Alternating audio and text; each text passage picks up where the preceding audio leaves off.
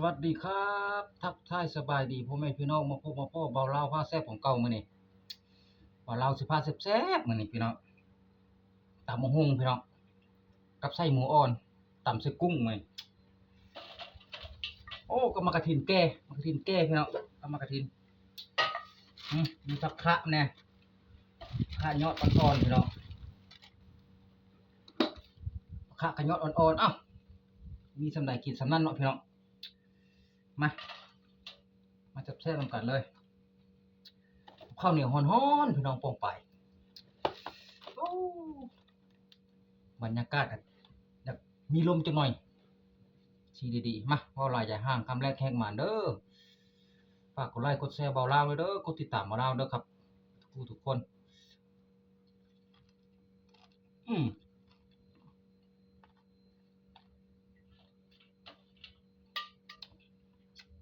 อืมผักอีตูไทยก็เหี่ยวแล้ว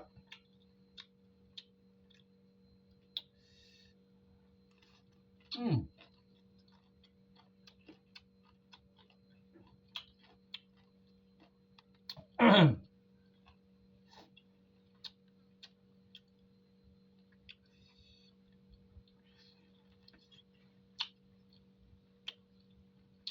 ไส้หมูอ่อน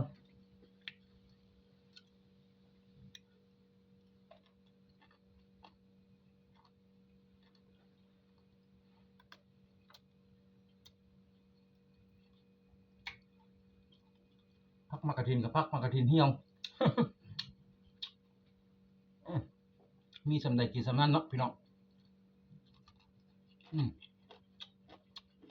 กินเพื่ออยู่พี่น้องไม่ได้อยู่เพื่อกินครับอืมพี่น้อง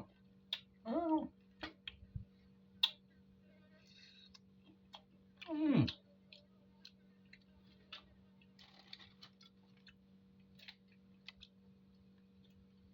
เข้าทา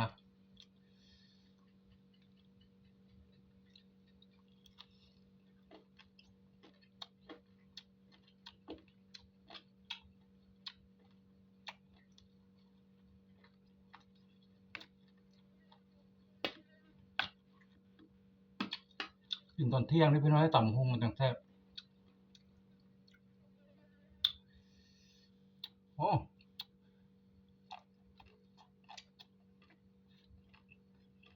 เฮ็ดแล้วบัดนี้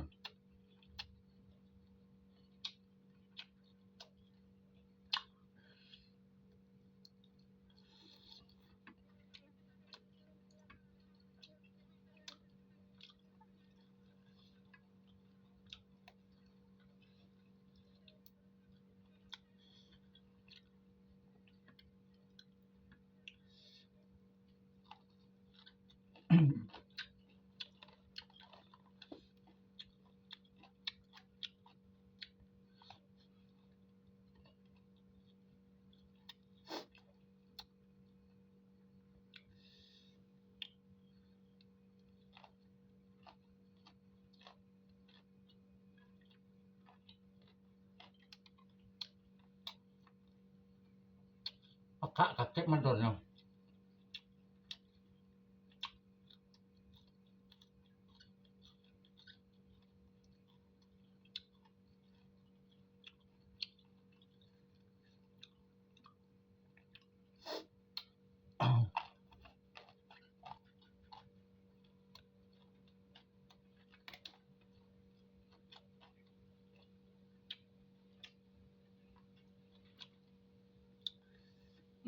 คือฝนที่ตกแท้พี่น้องครึมๆแท้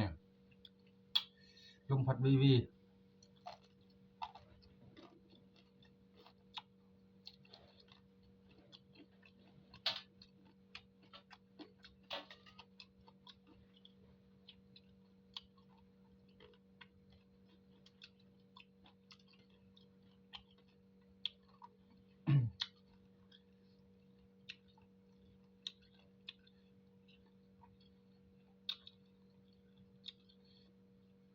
มันก็เห็นแก่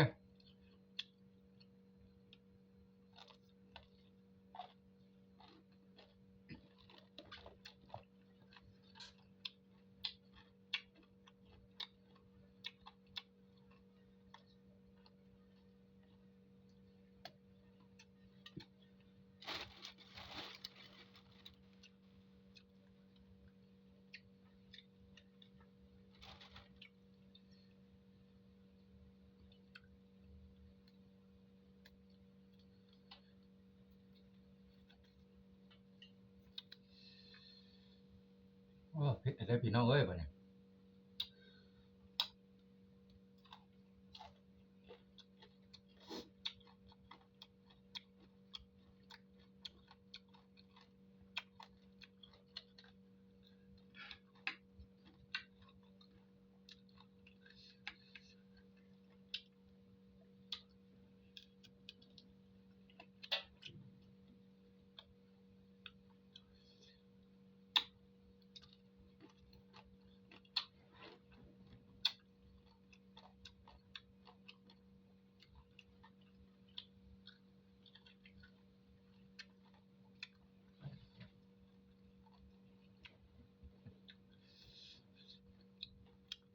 อ่าเบิ่งคือขาวๆพี่น้องแต่หมักเผ็ดขี้หนูนี่เบ้าสุดเผ็ดประมาณ30 เม็ด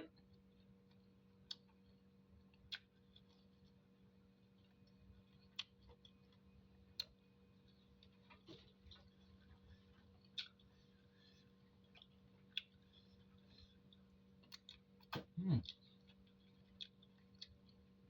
เอ้ย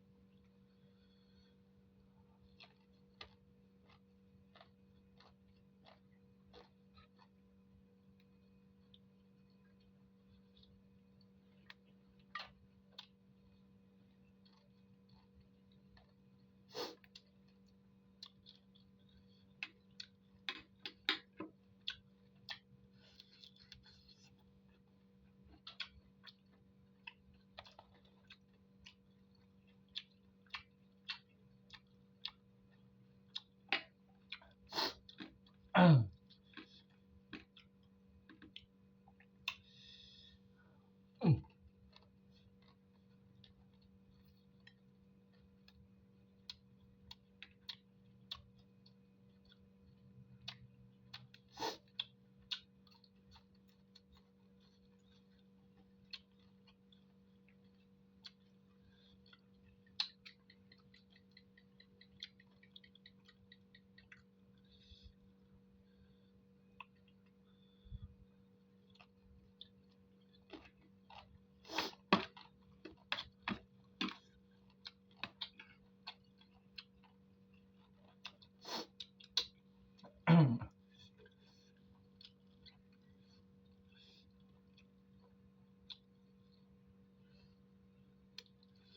อืม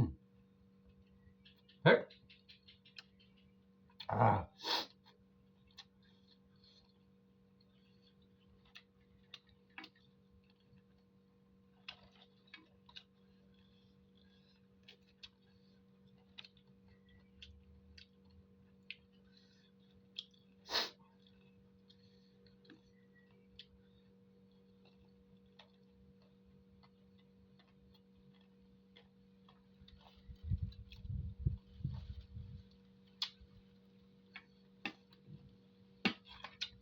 น้ำคืออะไรครับ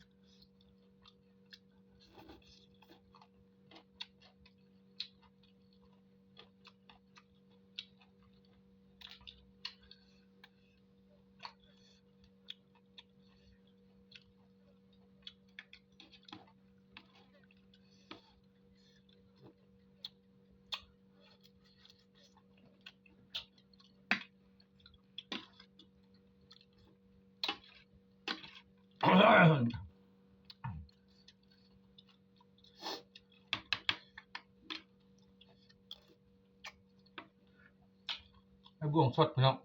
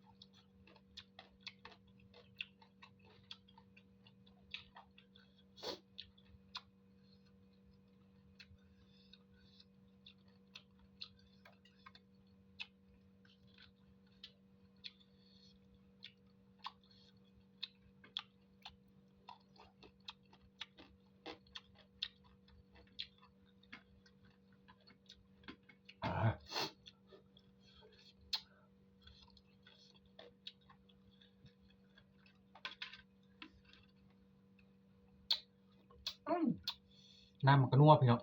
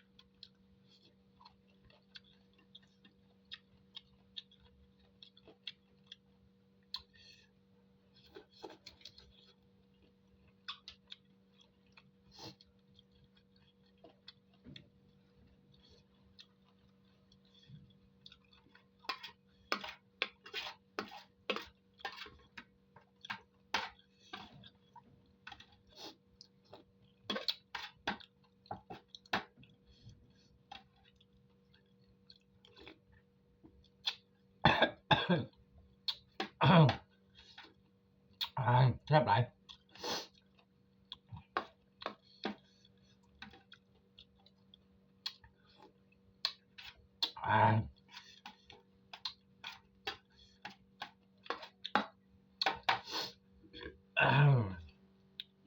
เบิดทั้งน้ำทั้งตอนพี่น้องเอ้ย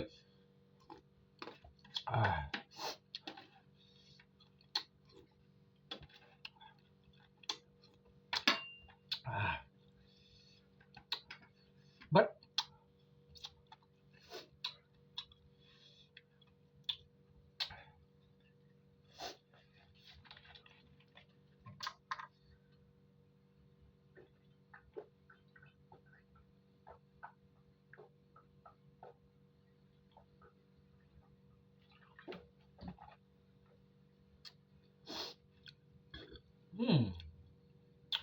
อ้าว